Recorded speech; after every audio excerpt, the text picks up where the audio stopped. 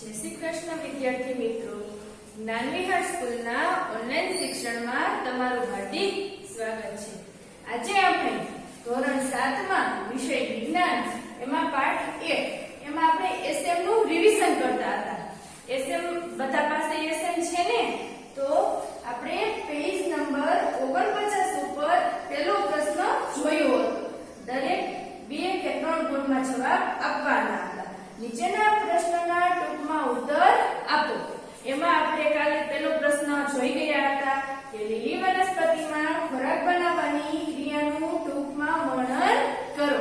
તમને બધાને આવડી ગયું કે કેવી રીતના લીલી વનસ્પતિ પોતાનો ખોરાક બનાવે છે, ને પછી એનું નીચે સમીકરણ આપ્યું હતું તો કે વનસ્પતિ વાતાવરણમાંથી કાર્બન ડાયોક્સાઇડ લે અને મૂળ દ્વારા પાણી શોષે, પ્લસ સૂર્યપ્રકાશની હાજરી હોય અને પાંદડામાં શું હોય, હરિતદ્રવ્ય રહેલું હોય। પછી શું કરે તો કે લીલી વનસ્પતિ પોતાનો ખોરાક જાતે બનાવે, કાર્બોદિત પદાર્થ અને ઓક્સિજન છૂટો પાડે। વનસ્પતિ પોતાનો ખોરાક બનાવી કાર્બોદિત પદાર્થ અને ઓક્સિજન છૂટો પાડે અને પોતાના થડમાં અને ડાળીમાં કાર્બોદિતનું સંશ્લેષણ કરે। તો હવે પ્રશ્ન નંબર પેજ નંબર 50 ઉપર પ્રશ્ન બીજો તો કે વનસ્પતિમાં ખોરાક બનાવવા માટેનો કાચો માલ પર્ણ સુધી કેવી રીતે પહોંચે છે? તો કે વનસ્પતિમાં ખોરાક બનાવવા માટેનો કાચો માલ કે જે કાચા માલની આપણે પાણી છે, ખનિજ દ્રવ્ય છે કે સૂર્યપ્રકાશ છે, એ કેવી રીતના પહોંચે છે? વનસ્પતિને સૂર્યપ્રકાશ દિવસે મળતા જ હોય છે। શું કહે છે તો કે વનસ્પતિને સૂર્યપ્રકાશ તો આખો દિવસ દરમિયાન મળે છે, તેમાં હરિતદ્રવ્ય પર્ણમાં જ હોય છે અને વનસ્પતિના પાંદડામાં શું રહેલું હોય છે, હરિતદ્રવ્ય રહેલા હોય છે અને સૂર્યપ્રકાશ આખો દિવસ દરમિયાન વનસ્પતિના પાંદડા ઉપર મળતો હોય। તો કે વનસ્પતિના પર્ણમાં આવેલ નાના છિદ્રો, વનસ્પતિના પર્ણમાં આવેલ નાના છિદ્રો મેં તમને આકૃતિ દ્વારા દર્શાવ્યા હતા કે વનસ્પતિના પર્ણમાં નાના નાના છિદ્ર આવેલા હોય કે જેને આપણે પર્ણરંધ્ર દ્વારા વાતાવરણમાંનો કાર્બન ડાયોક્સાઇડ પર્ણમાં પ્રવેશે છે। એ નાના છિદ્ર સ્વરૂપે પર્ણરંધ્રમાં, એટલે કે જે પાંદડું હોય એની અંદર પર્ણરંધ્ર રહેલા હોય, તો એ પર્ણરંધ્રમાં કાર્બન ડાયોક્સાઇડ શું કરે, વાતાવરણમાંથી અંદર પ્રવેશે છે। જમીનમાંથી પાણી અને ખનિજ તત્વનું મૂળ દ્વારા શોષણ થાય છે। વનસ્પતિ જમીનમાંથી પાણી અને ખનિજ તત્વનું મૂળ દ્વારા શું કરે છે, શોષણ કરે છે અને મૂળ, પ્રકાંડ, શાખાઓ અને પર્ણમાં આવેલી વાહિની દ્વારા પાણી અને ખનિજ તત્વનું વહન થાય છે। શું કહે છે તો કે મૂળમાંથી પ્રકાંડ, પ્રકાંડમાંથી શાખાઓ અને શાખાઓમાંથી પર્ણમાં આવેલી નાની નાની એકદમ છિદ્ર જેવી રચના, વાહિની એટલે કે નળી। મેં તમને કીધું વાહિનીઓને શું કહીશું, આપણે નળીઓ કહીશું, એટલે કે નાની નાની નળીઓ જેવી, વાહિનીઓ જેવી રચનાથી પાણી અને ખનિજ તત્વોનું શું થતું હોય, વહન થતું હોય છે। નહીંતર મૂળમાંથી પાણી અને ખનિજ તત્વ શોષે તો કે ઉપર કેવી રીતના પાંદડા સુધી પહોંચી શકે વનસ્પતિના, તો એ શું કરતું હોય, શોષણ વાહિનીઓ દ્વારા નીચેથી ઉપર સુધી એનું શોષણ થતું હોય। તેઓ સળંગ માર્ગ બનાવે છે। એ કેવો માર્ગ બનાવે છે, એકદમ સળંગ માર્ગ બનાવે છે। ખનિજ તત્વ અને પાણીનું શોષણ એક જ સળંગ માર્ગથી કરે છે અને પોષક તત્વો પર્ણ સુધી પહોંચે છે અને શું થાય છે, જે પોષક તત્વો હોય એ બધા પર્ણ સુધી પહોંચાડે છે। બધાને આ પ્રશ્ન સમજાઈ ગયો? તો હવે આપણે આગળ વધીએ। શું કહે છે તો કે પર્ણના આડા છેદની આકૃતિ દોરો। આપણે ત્રીજા કે ચોથા લેક્ચરમાં મેં તમને પર્ણના આડા છેદની આકૃતિ દોરાવી અને સમજાવી હતી। હજી જો કોઈને ન સમજાણી હોય તો એક વખત ઈ લેક્ચર તમે જોઈ લેજો। તેમાં પર્ણરંધ્રનું સ્થાન દર્શાવો, તેના વિશે ટૂંકમાં સમજાવો। તો કે એમાં પર્ણરંધ્ર ક્યાં હોય છે? મેં તમને કીધું હતું ને કે વચ્ચે શું આવેલા હોય છે, પર્ણરંધ્ર, એની આસપાસ શું આવેલું હોય છે, રક્ષક કોષો। ચાલો તો હજી આપણે એક વખત જોઈ લઈએ તો કે પર્ણરંધ્ર ક્યાં આવેલા હોય છે? તો કે આપણે શું કર્યું હતું, પહેલા એક ગોળ જોયું હતું, એમાં આ વચ્ચેની સાઈડ શું આવેલું હતું,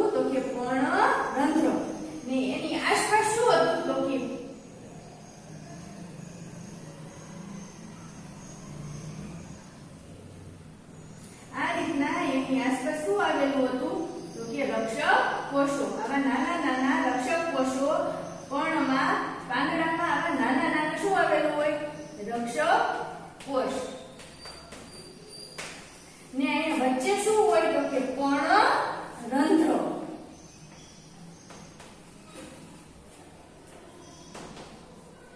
વચ્ચે શું આવેલું હોય પર્ણરંધ્ર ને એની આસપાસ શું આવેલું હોય છે રક્ષક કોષો.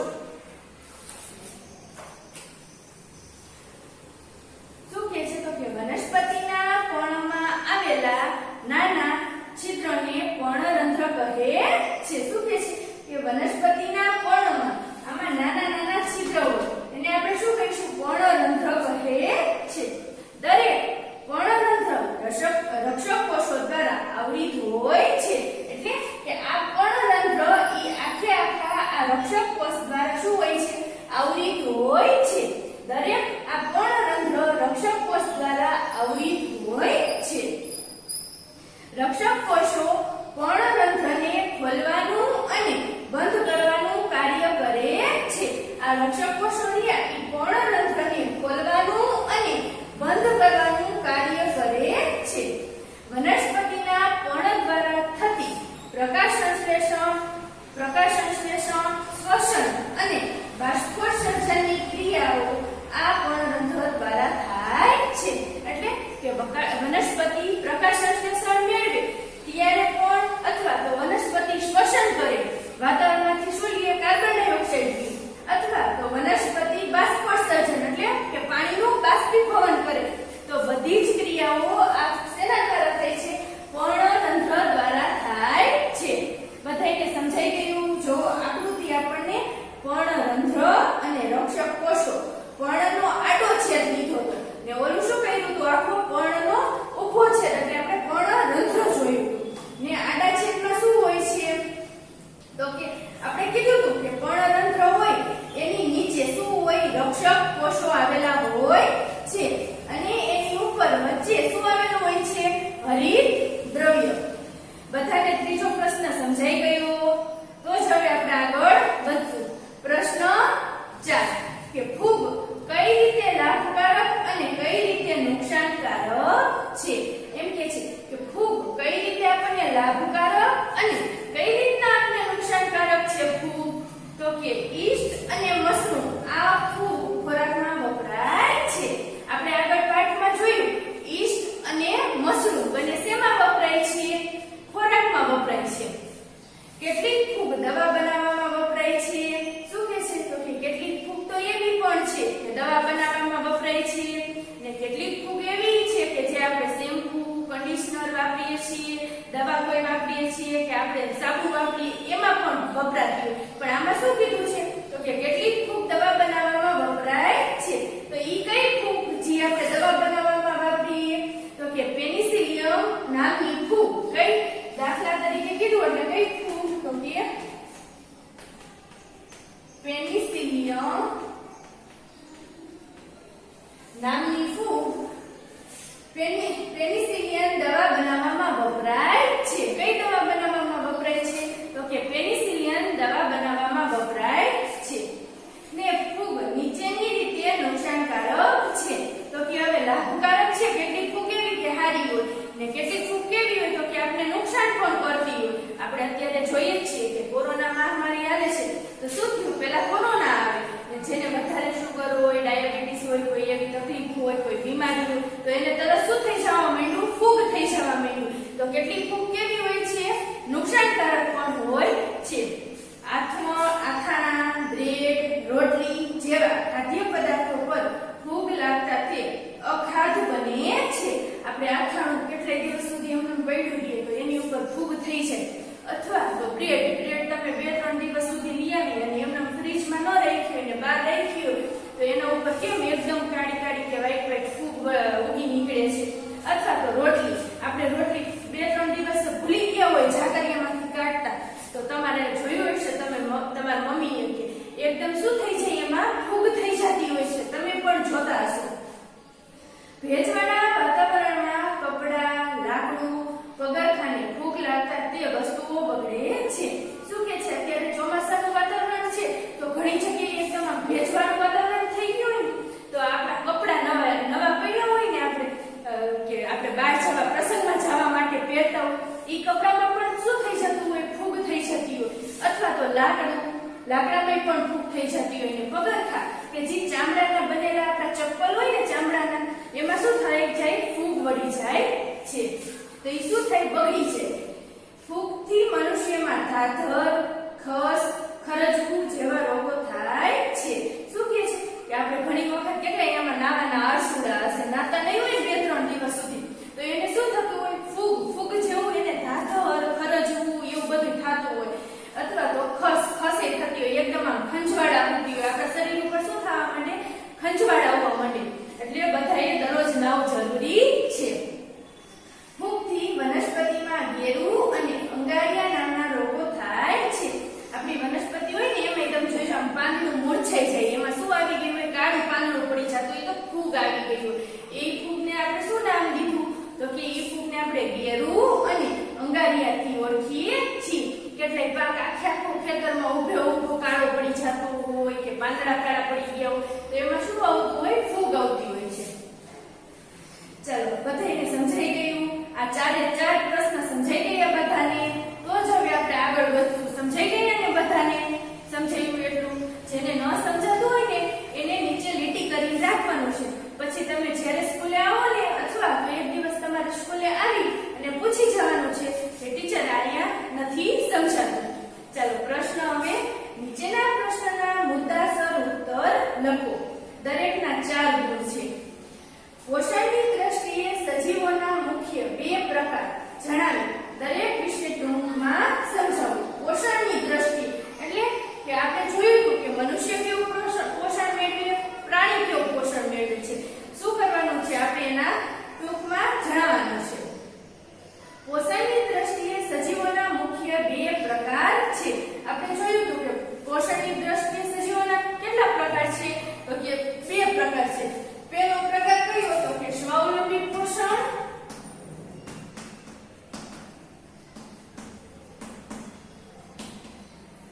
અને બીજો પરાવલંબી પોષણ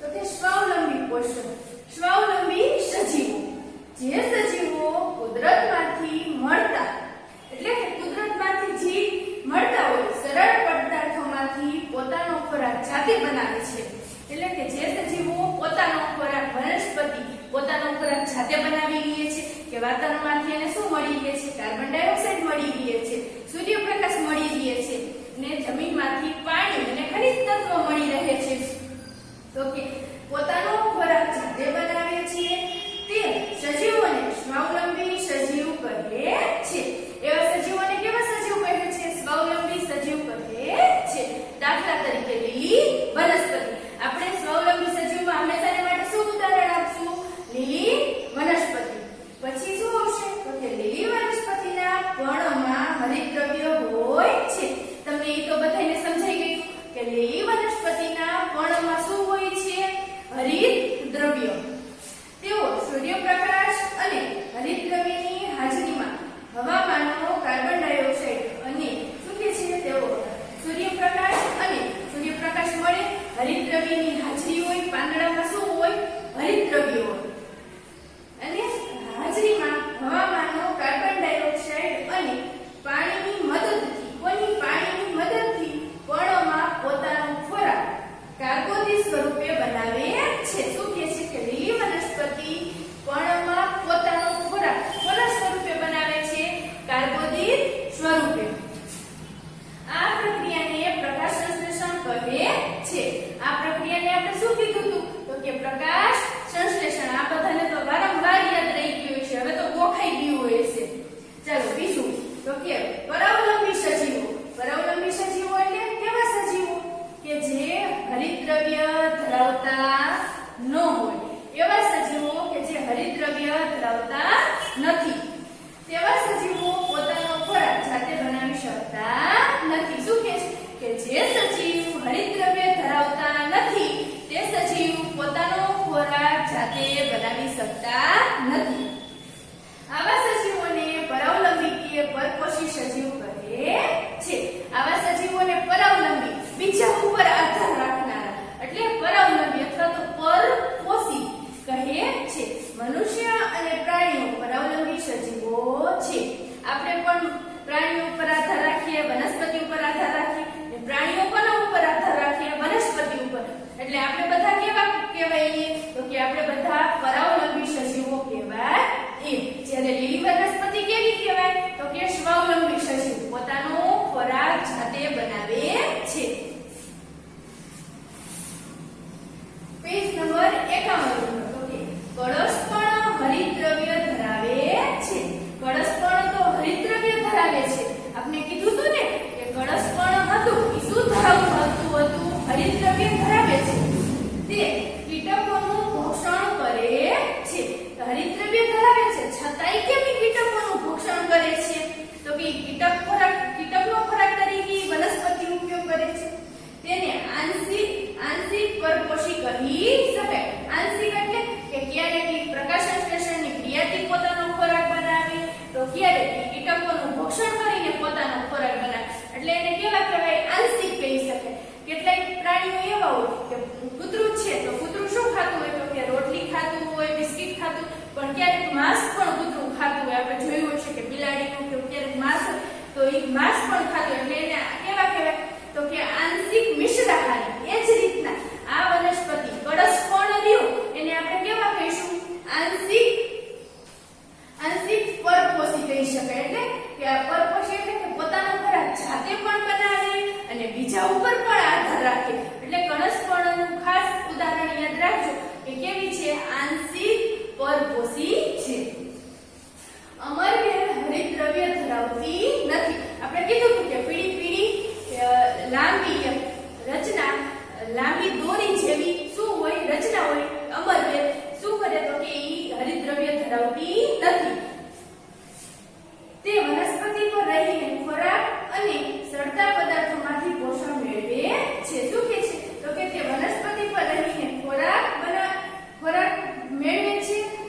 વનસ્પતિ ઉપર રહીને તે પોતાનો ખોરાક બનાવે છે. તેને પરોપજીવી વનસ્પતિ કહેવાય છે. કેવી કહેવાય?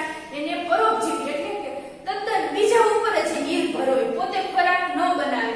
કોઈ પણ વૃક્ષ હોય તો એના ઉપર ચડી જાય અને એમાંથી વૃક્ષમાંથી પોતાનો ખોરાક બનાવે. ફૂગ પણ હરિતદ્રવ્ય ધરાવતી નથી. શું કહે છે?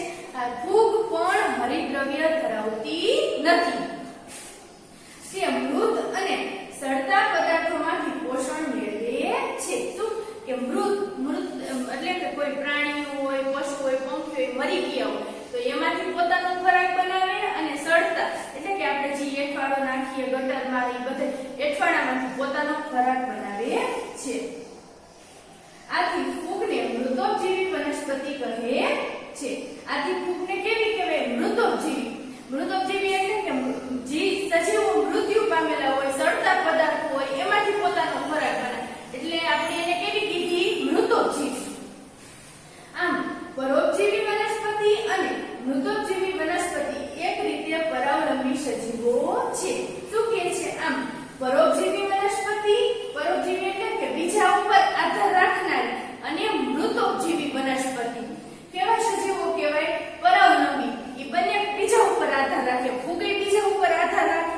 ફૂગ ક્યાં ઉગી નીકળે? તો કે કોઈ પ્રાણી મરી ગયા હોય અહીંયા, અથવા તો કોઈ પદાર્થ સડતો હોય એ જગ્યા ઉપર. એટલે એને અને કોને? તો કે પરોપજીવી વનસ્પતિને આપણે અમરબેલને બંનેને શું કહીશું? તો કે પરાવલંબી કહેવાય છે. બીજા ઉપર જ આધાર રાખતી હોય પરાવલંબી. પછી શું કહે છે? ટૂંક નોંધ લખો. પ્રશ્ન બીજો. મૃતોપજીવી વનસ્પતિ. કેવી વનસ્પતિ? મૃતોપજીવી વનસ્પતિ. કેટલીક વનસ્પતિઓ કેવી હોય છે? મૃતોપજીવી વનસ્પતિ. કેટલીક વનસ્પતિઓ મૃત અને સડી ગયેલા પદાર્થો પર પાચક રસનો સ્ત્રાવ કરે છે. આપણે કીધું કે કેટલીક વનસ્પતિ મૃત અને સડી જતા હોય એ પદાર્થો ઉપર શું કરતી હોય? પોતાના પાચક રસનો સ્ત્રાવ કરતી હોય અને દ્રાવણમાં ફેરવે છે. અને એને શું કરે છે? દ્રાવણમાં ફેરવી નાખે છે. પછી તેઓ તેમાંથી પોષક તત્વો શોષી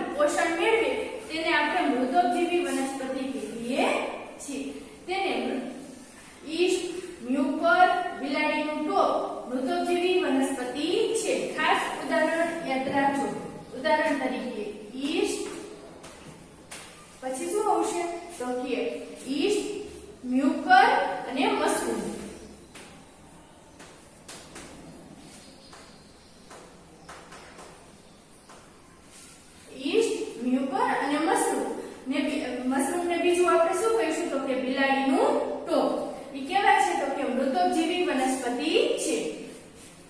ઈસ્ટ એકકોષી ફૂગ છે. ઈસ્ટ કેવી છે તો કે એકકોષી ફૂગ છે. એનામાં એક જ કોષ હોય એટલા માટે ઈસ્ટને કેવી કીધી? એકકોષી. તે આથો લાવવા ખોરાકમાં વપરાય છે. આપણે કોઈ આથો લાવવા એટલે કે આપણે ઢોકળા મમ્મીએ પલાળ્યા હોય એમાં શું આવી જાય? એકદમ આથો આવી જાય. અથવા તો દહીં હોય તો દહીંમાં શું આવી જતું હોય? એકદમ આમ દહીં ઉભરાઈ જતું હોય ને તો એમાં આથો આવી જતો હોય. એટલા માટે શું કહે છે કે આથો લાવવા ખોરાકમાં વપરાય છે. મશરૂમ પણ ખોરાકમાં વપરાય છે. મશરૂમ પણ બજારમાં તમે જોયું હશે કે મશરૂમના પેકેટ મળે એ બજારમાં મળે ખોરાક તરીકે મશરૂમ પણ વપરાય છે.